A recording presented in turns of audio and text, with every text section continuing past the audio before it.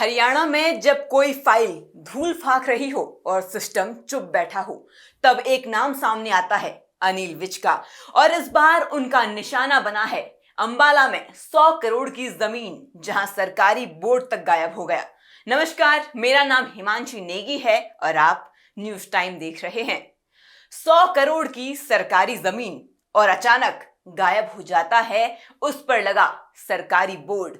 सवाल यह है, क्या यह सिर्फ बोर्ड गायब होने की घटना है या फिर किसी बड़ी प्लानिंग का हिस्सा? कहीं कोई बड़ी साजिश तो नहीं रची जा रही है? अंबाला छावनी का बर्फखाना इलाका, 100 करोड़ की सरकारी जमीन, 2 बोर्ड लगे थे और फिर एक बोर्ड गायब। नगर परिषद ने बोर्ड लगाया था ये जमीन सरकारी है, लेकिन फिर वही बोर्ड रातों रात गायब हो गया। जब बात निकली तो सीधा हरियाणा सरकार के मंत्री अनिल विज तक पहुंची और फिर मैदान में उतरे वो नेता जिनका नाम ही डर पैदा करता है, अनिल विज। विज बोले, बोर्ड क्यों हटा, किसने हटाया, सबकी जांच होगी, एफआईआर दर्ज करवाओ। यानी अब सिर्फ कागजी कार्रवाई नहीं, अब विज वाला एक्शन मोड ऑन है।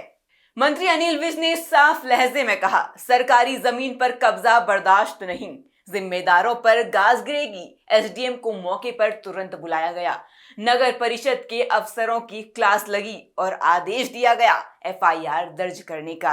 अब सवाल यह है, ये बोर्ड किसने हटाया? क्या किसी डील की तैयारी थी? क्या अफसरों की मिलीभगत है? और अगर मंत्री अनिल विज न होते तो क्या ये मामला ऐसे ही दब जाता? इस जमीन की कीमत लगभग 100 करोड़ रुपए बताई जा रही है।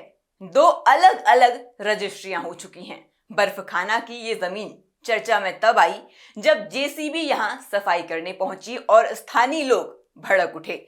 मामला थाने पहुंचा, लेकिन दोनों पक्ष चुप, एफआईआर कोई नहीं करवाता। आखिर क्यों?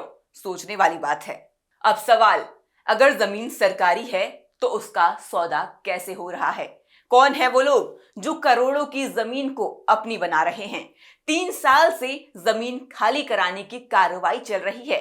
कुछ लोग खुद हटे, कुछ कोर्ट के आदेश से निकाले गए, लेकिन अब भी वहां कई दुकानें, ऑफिस और सेटअप जमे हुए हैं।